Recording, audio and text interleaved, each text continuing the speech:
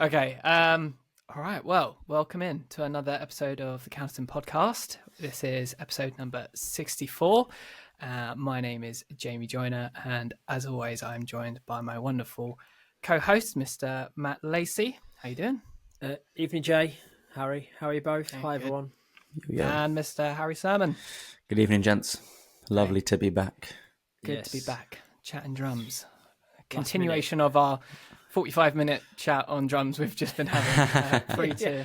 Just recorded a great podcast you'll never hear. Yeah. We had a great time.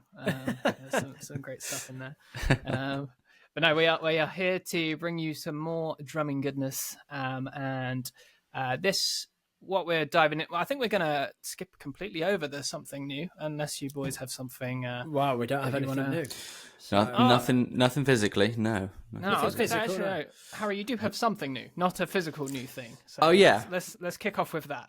A digital newness, we could say. Only very quickly, only very small, only because it literally came out like last week or whatever. When the last episode came out, Digsby, my band, which I've talked probably about too much on this podcast, released another single from our upcoming album called Old Fashioned Love. Very much aptly timed to our last episode, very much inspired by Steve Jordan and Gravity and the playing in that. And I wrote a whole soppy post about it. You can go read on my Instagram if you'd like. I actually didn't know the song was coming out when I was editing the episode, and then said every drummer in every band ever. No, honestly, I generally had no idea, and I've been the one that's uploaded all of them to the distributors and got it all sorted and so on. And I was sat editing the last episode, and then I sort of got a text in our band chat, and they're like, "All right, here's the pre-save link. It's out Friday." And I was like, "Wait, what?" Like. And then the singer was like, "Yeah, we agreed on whatever it was, the 5th of September." And I was like, "Oh, I don't remember that." And scrolled up about 20 messages. Yeah. Everyone good? 5th of September, Old Fashioned Love. I'll get it sorted. So, my bad. Music Friday. Yeah, New Music Friday. Yeah. It's out now. It's probably one of my, if I'm honest, one of my favorite songs I've ever recorded, ever been a part of. It's just some of Joe's absolute best work. It's just such an incredibly well-written song. And I talked about in my post, it's just one of those, we've always had it. I can't remember not having it. I can't remember us not playing it. It's one of those that I've been so excited to record and put out and release. And it's going to be the last track on the album as well. And it feels like the sort of perfect close point. Nice. Have you played it live as well? Played it live loads of times. Yeah. We probably played it for about a year live. Mm-hmm. There's a great video of us playing it at a gig in January of last year. Maybe it was this year, actually. Yeah, it might be this year. And there's this this group of people just slow dancing to it as we're sort of playing it in the front. Brilliant. It's quite cool. So yeah, it's been really good to play. Did you when you covered me, Jay? Did you play it? Was it in the set list? No. I was extra excited when I heard the tune. I was like, "Oh, I don't know this one." So yeah, and I was like, "I wish I played this one." This is great. That's a shame. Yeah. That's a shame. Yeah, no, it's good. Cool. So yeah, and I think we're still kind of finalizing some plans because we're going to book a release show and sort of put a lot of effort into that and sort of get everything done properly. But I'm going to say early, we're hoping that the album comes out in full by the end of November. That's the plan. Oh, cool. But very exciting. we'll I'll talk more about it maybe near the time. Yeah. But album end of November.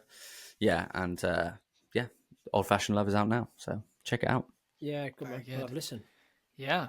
Thanks. Amazing stuff. Cool. Well, there we go. Can go check that out. I think we'll dive into just a quick little discussion we were kind of having just before we jumped on, which I think would be a really cool thing to explore a bit further. Starting off kind of off the back of, was it just this evening actually, Harry? Wasn't you were just teaching with a student? Do you want to kind of fill us in a little bit about the kind of conversations you were having and what went down? Yeah, so we're kind of I think it's fair to say we've got some exciting sort of topics and stuff that we want to cover on the podcast, and some cool stuff planned, but stuff that we want to kind of plan a little bit on the back end and kind of prepare for and so on. So we kind of wanted to in our order of topics and stuff, switch things around a little bit. And, kind of had a discussion with a student today in a lesson, and kind of on my way home in reflection, sort of voicing it to you guys, and it's kind of like merged nicely into a topic to kind of discuss, kind of fresh in the mind. And that was kind of really the idea of, our more advanced students, Matt, I think you put it the best way, of like our more mature students, having lessons with them, and not playing drums during those lessons, and it be a bit more of a conversation lesson. Say you've got 45 minutes and maybe you only play the kit for like 10 of those minutes. And that kind of being like an okay thing. And yeah, this student is kind of going off to uni soon, and is quite an advanced player. And we do spend a lot of time kind of catching up and talking about things kind of in general. He's got a great ear. He's very good at kind of picking stuff up. So, unless it's something that's very sort of mechanical that will take, like a pattern, for example, that will just generally take time to work on, he's very good at kind of picking up like, oh, well, just try it like this. And he can kind of like watch me, and within 5 minutes, we're sorted, right. Which, that's not the end of the road. You still got to keep playing it and kind of, of course. But, in terms of a drum lesson, you're like, okay, you can do it. Cool. Like, there's no point me sitting here for the next 40 minutes and just going, just do that with you for 40 minutes. And, and I think maybe there's a whole conversation there for value for money and all that sort of stuff. But yeah, I was sort of kind of put it to you guys, like, do you guys experience that? Are there students that kind of come to mind where maybe you don't play drums? Are you conscious that the fact, okay, well, the parents are in the next room or whatever preparing dinner. They haven't heard drums for 40 minutes of this lesson. I'm leaving in 5 minutes. Like what's your kind of guys' thoughts on that? I'm kind of lucky in the fact that it's a family friend, and the guy's parents are very much musically, I don't know, familiar with music, are musicians. They get it. Like, they understand that, you can have a conversation and that be a lesson. So I don't necessarily feel bad about it, but I don't necessarily like doing it, if that makes sense. So yeah, what about you guys? Yeah, do you want to come out? Yeah, okay. I have a kind of an older guy, mature student who's done some drums a while ago. He's never done grades. He's in his covers band. They've got this band off the ground. He's never done any solid gigs yet. He's played a couple of times. So I guess when I'm having conversations with him, we're talking about very openly moving him from being a beginner to intermediate. And he's very aware that the feel, it's not the coordination. I says, well, you can play the drums. We put some bit of music in front of you and you work it out, and you can play your 8th note bass drum part in wherever it is in the bar, and you know where your snare drum is. But it's that step now, the nuance from taking him from coordination to feel, and the depth of touch of ghost notes and accents and dynamics and being musical in it. That's the conversation we're having a lot, which is not about, okay, let's try right, left, right, left, right. It's this not about that. Yeah, it's this is feel it. Conversation. So we might do an exercise on dynamics in terms of playing a sticking you can play, but now let's put the accent in a different place, and does that throw where the one is or in your head and that kind of stuff. But I think I was very conscious when I started teaching a lot about, I must make sure that they get value and we learn a thing tonight. I'm far more relaxed about that now. Yeah. And I'm certainly with younger students who are okay. They might be debut grade 1. Okay, let's go through what you've done since last week. Have you practiced? And I kind of use that to make a point in terms of, you haven't practiced, have you? So let's have a go at that now. And that's a more atypical lesson in terms of, let's move that to the next stage now. I'd like to have moved it further, but you didn't put the time in. With my mature students, when I turn up at his house, he says, I've had a nightmare at work today. I don't really have a plan for tonight. Have you got anything you wanted to do, Matt? Or I'm happy just to chat. And let's just chat about stuff. And I've listened. So for example, he's heard a couple of songs and he wanted my perspective on it. He says, well, how do you think we could learn this? And we might get a little avenue of like that drummer or that artist or the genre. or listen to them again. So listen to what they're playing, because it's not just dum da. And funnily enough, I've had a conversation with them about Continuum since the last episode. Nice. And I said, I've also had a conversation about Yeah, Continuum yeah. to a student this week. Yeah, sick. Great. I says, download it. He said, I'll have a listen. And he downloaded it and bought it or whatever on Amazon Music. And I says, just, listen to, because I think he gets that thing with students like, I'm getting better, so now everything's going to get more complex. Yeah. But it doesn't have to get more complex. You could just get better at the easier things. Yeah. And sound, Yeah. 100%. Yeah. But yeah, I feel far more, he's really comfortable with the fact that if we don't play, it's a 50-minute lesson. If we do a bit of a pad exercise thing, he knows it's like, well, I'm not going to drip feed him. He's got to go and learn that. So yeah, I'm far more happy with a lesson going by with this. Right, we're just talking about one thing and it not be about physically playing drums. So I did an episode with someone. I did a lesson with someone. Right, something you're not telling us, man. Yeah. A whole separate podcast about live stream all my lessons. Where a guy who's learned by ear, but doesn't really get it. So why is that an eighth note? So then it becomes I hate to say it, but it becomes a kind of a theory lesson.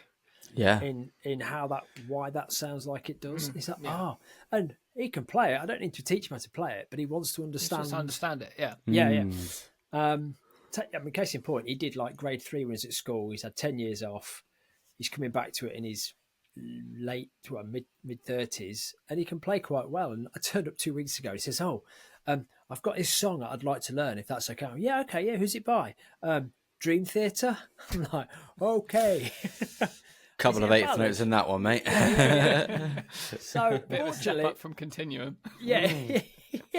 Fortunately, it's in 4/4, believe it or not, and it's one of their rare 4/4 ballads.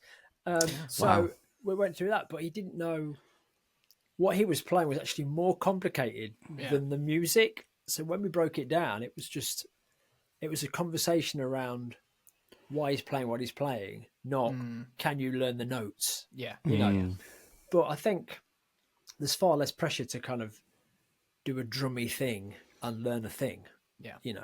Yeah. And I'm far happier with, well, you've not done that well enough yet for us to move on without having to feel like I've got to teach you a new thing every week. Yeah. But that's the guy that comes to mind for me. Well, a couple of them really, to conversations around the theory, what am I doing? Why am I doing it? Rather than the how am I doing it, which is a technique conversation necessarily. But how about you, Jay? Oh, they're the fun conversations. I mean, I love talking about technique, but this side of it is very conceptual, isn't it? You're not really doing rights and lefts. You're getting in deeper with stuff, and that I can. Like, time flies when I end up chatting about this sort of stuff with my students. And it can be really enjoyable. But it's kind of, you're almost teaching the stuff that can't be taught like with just a drum kit in front of you. And I kind of think that in a way that's almost more important, because like where else are they going to get that information? And I think that having those conversations about like, okay, well, this is, I don't know, maybe you're talking about the correct drum part, and you're saying, look, how this thing builds energy, and you're just talking about building energy as a concept or something. I don't know that it's not necessarily rights and lefts. It's a kind of, okay, well, this is a listening thing, and then you're looking at all of your tools and you're going, what's the most appropriate tool to use in this situation, and having a conversation about that rather than the tools themselves. So I think that's really cool. What I really remember, something that you said, Matt, stuck with me ages ago. We did an episode about I think teaching advanced students, and you said cheddar on digestives. Sorry, just we're gonna blot that from existence. No one wants to remember that. But no, you said that there's a difference between coaching and teaching. Right. That thing I said. Yeah, great. You remembered that? Wow. One of them gems. Yeah, I really like that. Because I mean, at the time I was teaching someone that was about to go on and do actually the same degree course that I did, and was thinking about teaching himself. and had prepping loads of like performances and stuff for his auditions, and he was going to be doing sort of live performance workshops and stuff, and he just had so many questions. And it was kind of like, look, we've done all the grades, we've done a load of book stuff, we've done a lot of rights and lefts. Now we're going to he's like, I want to buy new cymbals and I don't know where to start. What do I do? That isn't a play drums lesson. No, that's let's have a listen to this, or this is what I like. Here's what other people play. What drummers do you like? What sounds do you like? And that isn't time wasted. That's not, if you sat there and 45 minutes were talking about cymbals, which I have done with students before, 100%.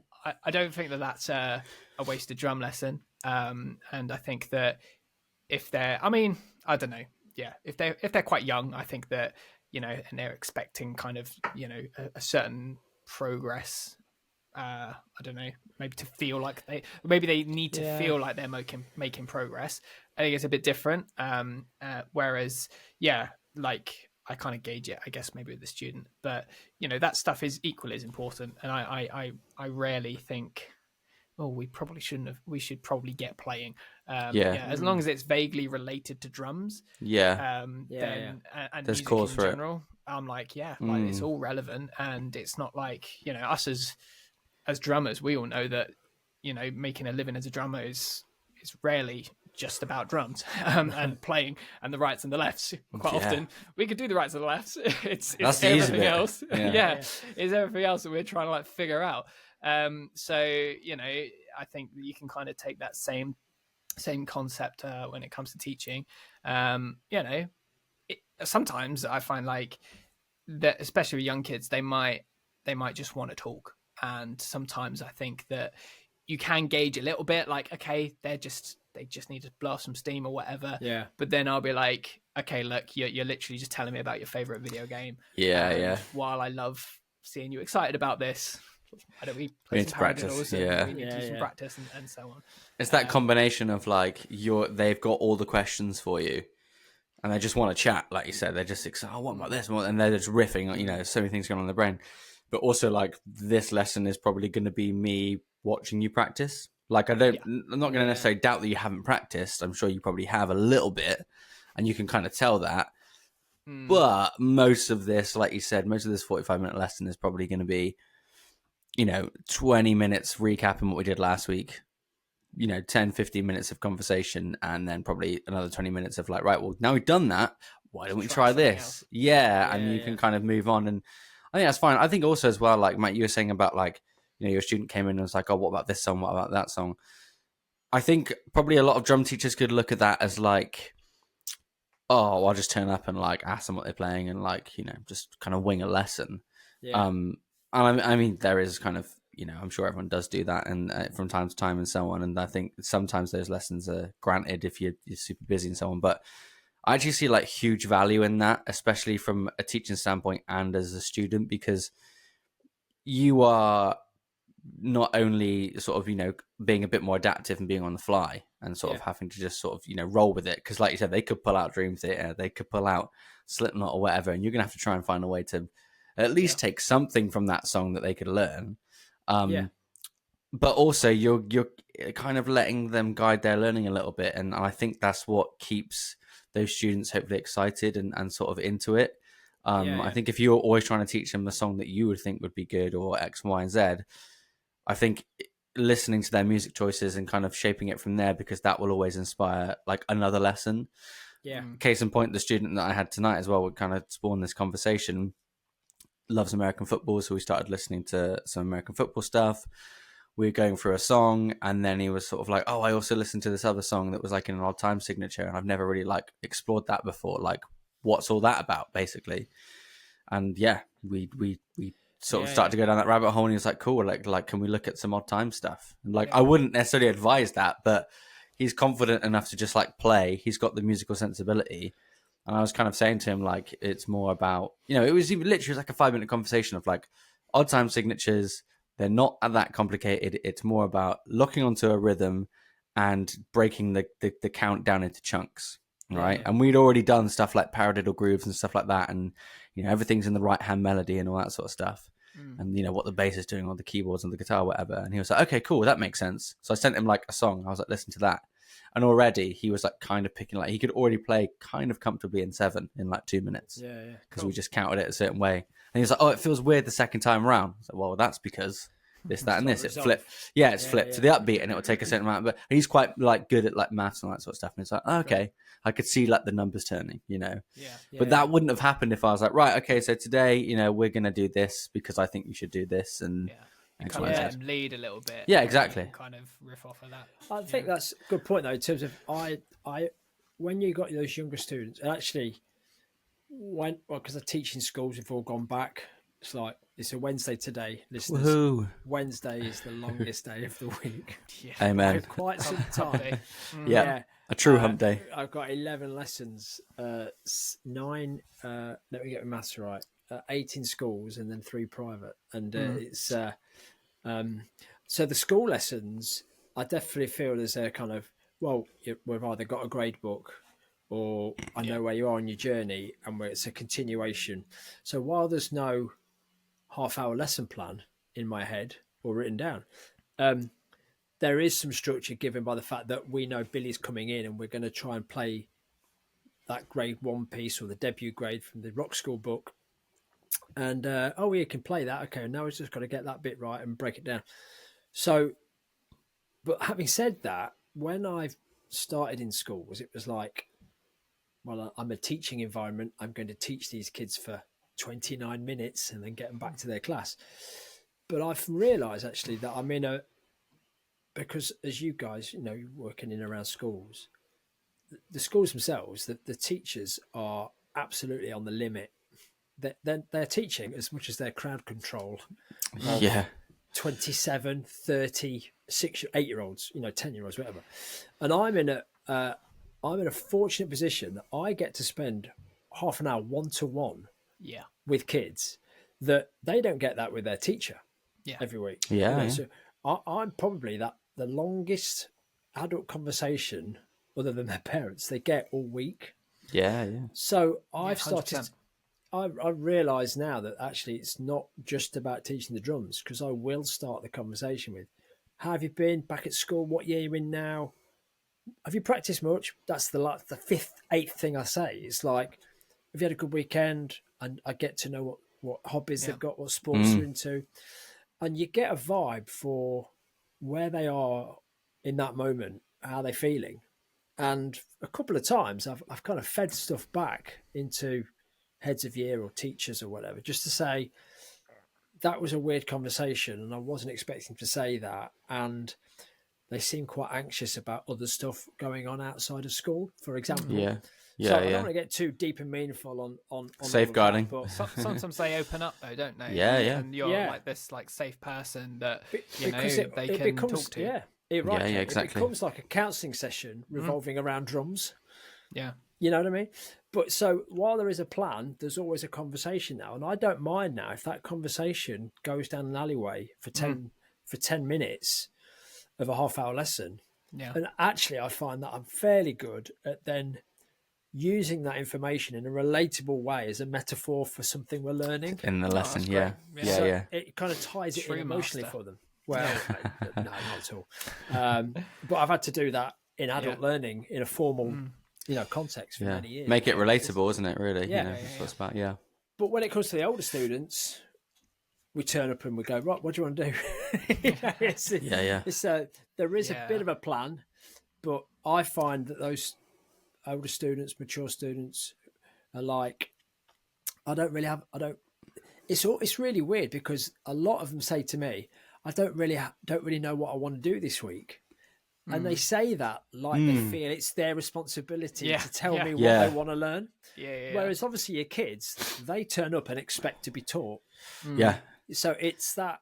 It's like, what's the plan? What are we doing? I find with older students as well, particularly if like they've kind of gotten through some of the basic stuff and they understand how to read the music a little bit, and they can play a few grooves, a few fills, and they can add a crash, and they can kind of start to feel like they're maybe playing along to a few songs and whatever. I'll give them a new sheet or I'll give them a new concept, and they will start to get it, and they're slowly working their way down the page. And then like I just go, cool. And I'm like, next one. And they move on the next one. And I'm a bit like, oh, it can get a bit boring. Like they get this, but it's just them practicing it. And then they look at me, they're just like, oh, I get what I've got to do. Like, I guess I just need to practice. And I'm like, yeah, like I've given you the thing. So you've now got to go and do this. And they almost look like, not at me as if to be like, well, why are you making me do this? But it's like that realization of, oh, I've got to put the work in. I can see the end goal. I understand all of this, but I need to put the work in. And I think kids or younger learners quite often can't see that very, very far. They don't look at it and go, oh yeah, I understand this whole page and I need to practice. It's okay, I can do number one. Now what's number two? And it's very like they can only think in like the next steps. And I think with an adult learner, just obviously from being more developed, they can see further down the line and what it actually means. So I get a few older students that come in and they go, oh, I haven't practiced this week. I feel like this lesson is going to be a waste of my time and a waste of your time, because if we sit here and we just do the thing that I should have done during the week, I'll feel like I'm letting us both down. And I'm always like, no, it's fine, don't worry. Like life gets in the way. Like I'm exactly the same. Let's try this other thing. Let's get excited about this other thing so it ties in this way. But I do find that you kind of have to get creative sometimes with some of the older students, because they can kind of see what it is a little bit more clearly. Yeah, but I think that thing with kids or school, younger students, they're in that environment at school where you learn the answer to the question, you get the question right, you move on to the next question. So it's like, I did this thing, I passed the test, I can now do my spellings, I did my SATs, yay, next. And it's kind of, I can prove I can do it because I did the test. And now I move on to the next thing. Whereas, so they're looking for, they see the drum lesson or they see the thing as, this is the question I've got to get the answer right. Oh, I played my bass drum on 3 and played a bar, done. Yeah. Like, oh, I've won. What's next? Yeah. Well, you got to can play do it now. Yeah. Can you play it in time? And play it whenever you kind of should, not necessarily by accident. Twice. Yeah. And I do say to it, a lot of songs are longer than that. You're going to need to do it again. So, but they see it as a very kind of solve the problem, pass the test. Yeah. Whereas mature students are like, I just want to learn the thing. And I think those conversations are more about music rather than playing the drums. Yeah, it's not a coordination thing, is it? I wish there was like, obviously that is what practice is to play the thing over and over and over. Yeah. But I really wish, more sort of people, more students and stuff like that had the drive to just be like, okay, cool, I'm going to sit with this for 10 minutes. Do you mind? Like, I wish like we just sit there and you can just, because I love it when, obviously in school when I'm like teaching bands and stuff like that, and I can feel like, okay, right, we're actually getting the chord progression together here, and like the vocalist is starting to get the timing on the verse or whatever, and we just go round and I make them go round and round and round again, and I just love like watching it all come together, and I just wish that like the student would see that a bit more, like that is it. That is you practicing, that is you like getting it, instead of just being like you said, like you've, oh, that's kind of it, or like that's it, like so keep doing it. Put 10,000 hours on it. To B, what it was at the start, and then like the end result, and how they've come. It's even like sitting on a kit and like working through something, and I've just killed 5 minutes here, just about getting to it. Right, let me try and do it again. Like that's a lovely feeling when that happens. I had a younger student at school I teach, and she came into the lesson. I said, "How are you yet?" And she'd got a sheet of paper in her hand. And she walked over. I said, and she gave me the sheet of paper, and it was one of the worksheets that I'd given her. And I said, "There you go." And I went, "Oh, why are you giving me that?" She went, "I finished it." I was like, like homework. Bring it back to be marked. hold my beer, right? Yeah. So, guess what we're doing for the next 23 minutes? Right, and it's that thing. Is like, I've finished the thing. Right? Can you play it at 180 BPM? She's like, What? Of course What? you can't, because you can't play it at 70. So it's like, it's not a finished thing, you know. But it did make me laugh. I actually posted about it at the time, and I got a few comments back about, like, he's never really finished. Yeah, you need a tick, you need measurement, you need to feel like you're making progress. Which, to be fair to the grading system, that's what it's got going for it, because you can just be like, oh, look at this grade 1 piece that you spent all last year learning, and now you can play this in 3 minutes and it's absolutely fine. And now you're playing this crazy thing in grade 3 or whatever, and they go, oh yeah, and I'm like, you've done this in 18 months, that's incredible. Like, it takes 2 to 3 years, and they're like, oh wow. And like, you know, I often have those conversations, just remind them how far they've come. I think we all need that, from time to time. But I often find like they leave with this. I had a conversation similar to like with a student this evening.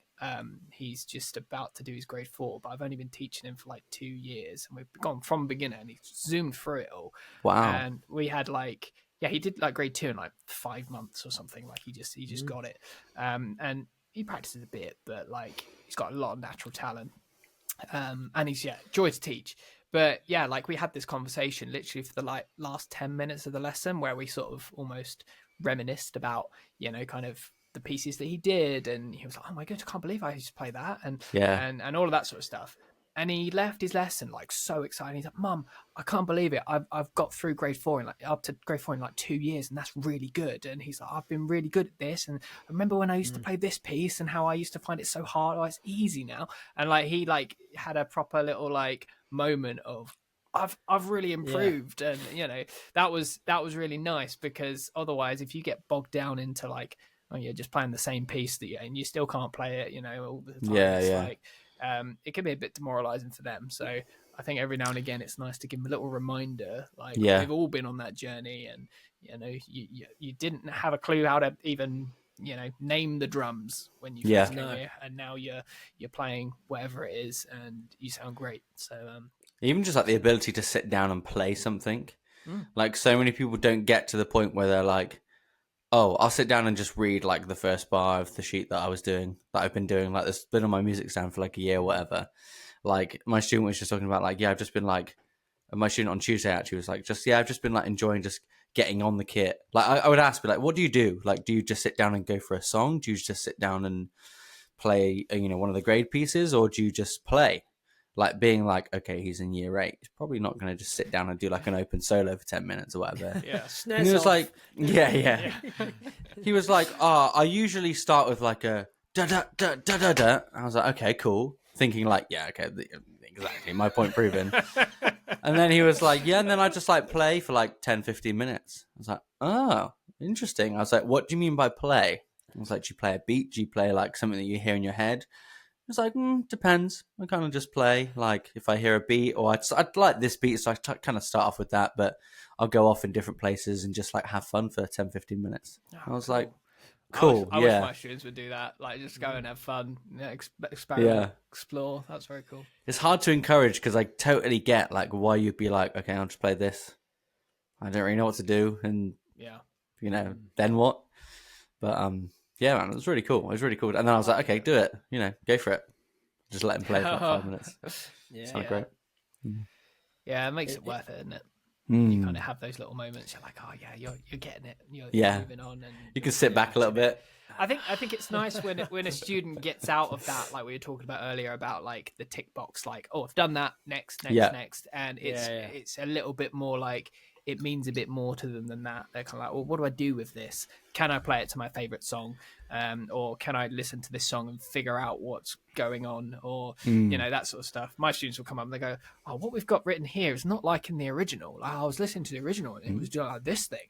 And I was like, cool. You're right. That's amazing that you've like picked out on that, because, you know, this is the simplified, dumbed down version that we're learning. And you've gone and you've been like, oh, there's something else going on here. I'm like, that's amazing. Like you can hear that. Let's talk about that. Not necessarily like let's learn it, but just the fact that you're aware and that you're picking out like, oh, there was a different hi-hat part. Like that's a skill in itself. And I think those sorts of skills, particularly when if they have just been doing book stuff or grade stuff, like listening skills and like responding and being sort of kind of reactive to musical situations is such a neglected skill that you've really got to try and like, or at least I try and introduce really early on and just be like, look, here's a drumless track, or here's a bit of music.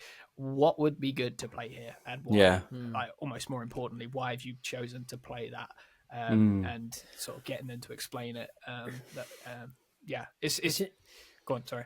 No, I was going to say that's really interesting you say that, Jay, because that kind of, I think, well, I certainly do. I don't know about you guys. I take for granted that how can I word this so it doesn't sound, I don't sound like a git. like.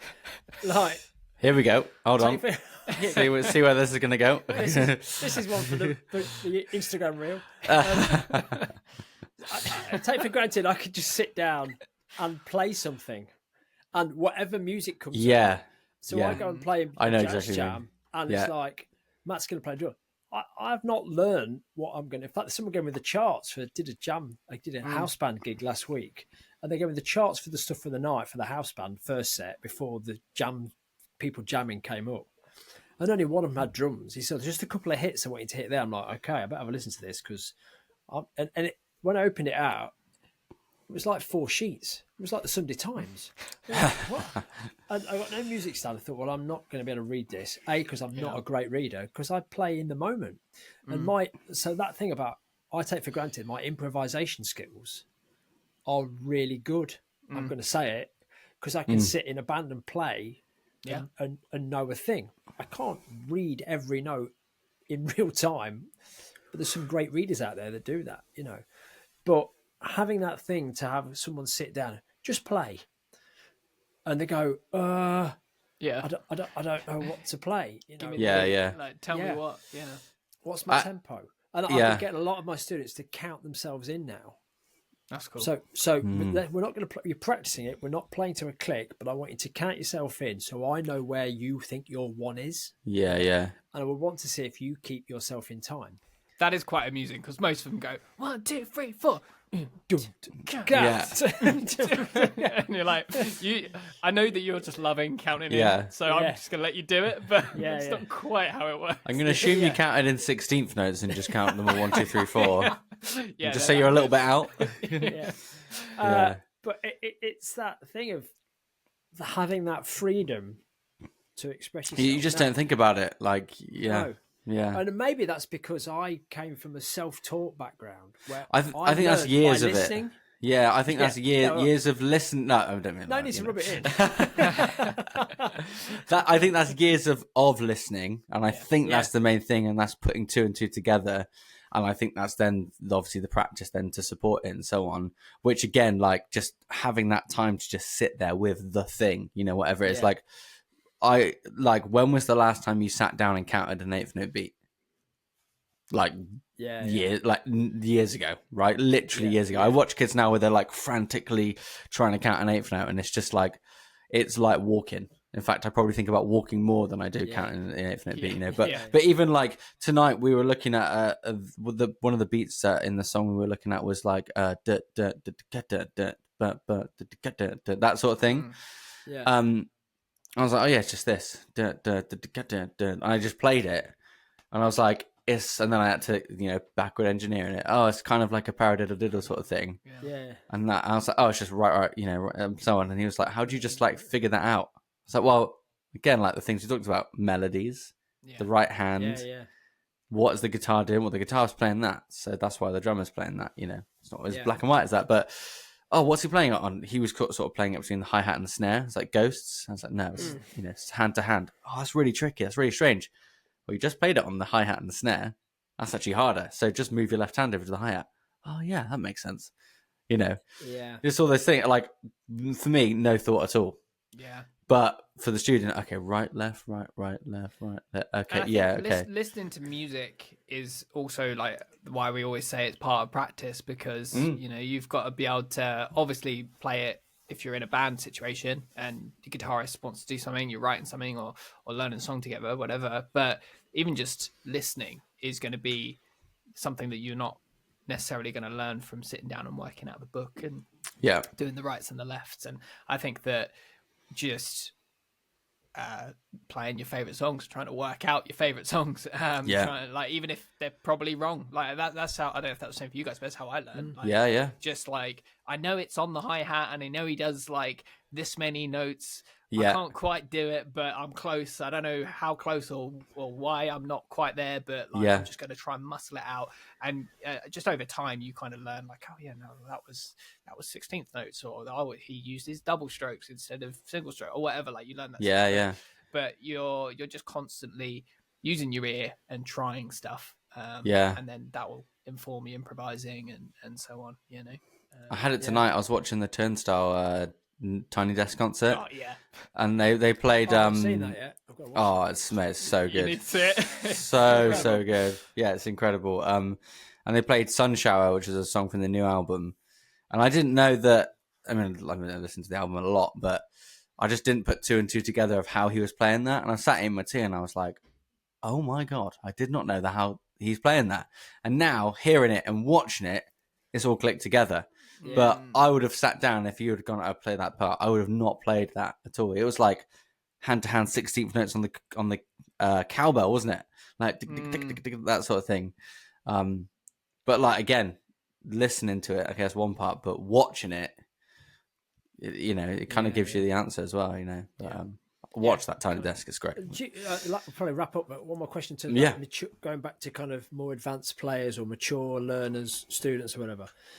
In terms of the learning style, you talk about watching it, being a visual learner or an auditory learner, listening. Do you find any patterns in terms of when you're teaching more advanced or mature students, how they learn or how they prefer things to be discussed, or the types of questions they ask, as opposed to how you might teach or how kids are being used to be? I think that a lot of adult learners like to have the music in front of them, in my experience. Or like kind of what we were saying earlier about just understanding what they're playing. And I think that having music in front of you, even if you know the beat, it's a good way of explaining it and just visualizing it. So, you know, I was teaching another adult student today, like quite early on, but he was just like, why is there a quarter note rest in the bass drum, but there's hi-hats going on over the top? And so it's kind of like, okay, all right, got to explain that.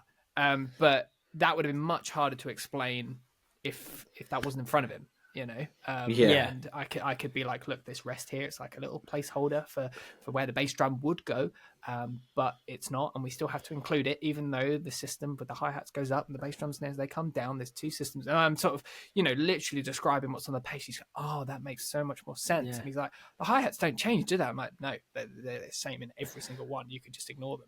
And he was like, oh, yeah, you know, having just something visual to kind of go with their their understanding of it already, whether that kind of be like they've just heard it, I think sort of almost supports it. And I find that with younger students, they're a lot more like, oh, just play it for me. They don't really care. They're just like, oh, go on, you just play it, and then I'll be able to do it. And they're usually right. You know, it's quite, I think, quite amazing, because I'm the opposite. I'm like, please put the music in front of me, because I want to understand everything.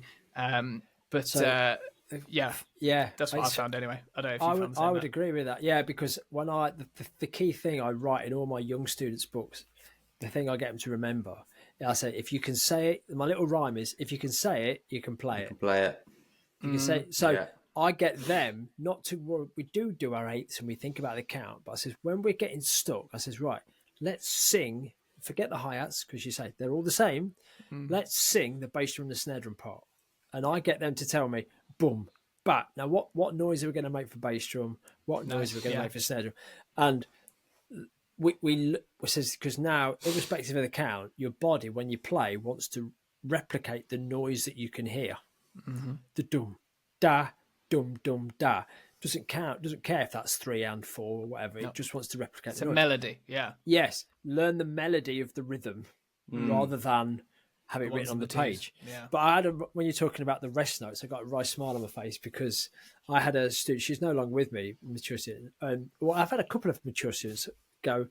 So, I don't know if you like a piece finishes from the Rock School book with a crash on one end of the song. She said, well, what's that there? Well, that's a quarter note rest on 2. But I'm not playing. Yeah, I know. But then there's a minim Hence rest. the rest. Yeah. And then there's a minim rest on 3 and 4. And they're like, yeah, but I finished. Why does it have to give the rests?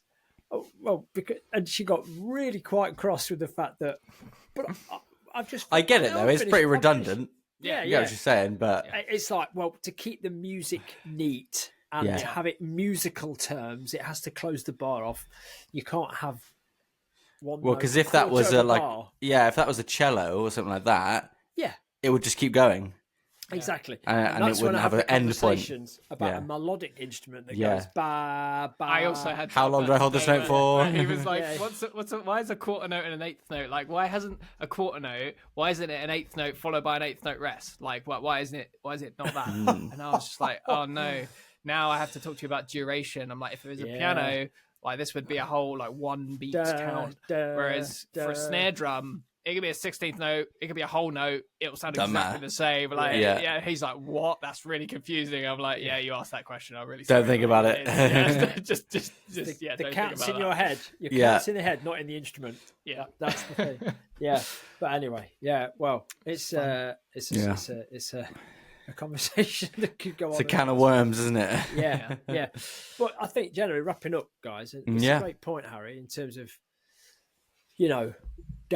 not feeling precious about having to teach 27 minutes of new content in a 30-minute lesson and having conversations that include, because let's be fair, when we've been, and it's coming up soon for me anyway, but Odyssey Camp, we've done 2 hours on how to play a bass drum pedal. Yeah. When it wasn't not a drumstick in sight. Best drum lesson in a, in probably ever. Yeah. That was incredible. And it's not like, these guys are still talk about it. Intermediate to advanced players. They're coming on a drum camp weekend. You would think, we've got to make sure we teach them drums. Actually, no, we're going to talk about getting to be at one with your bass drum pedal.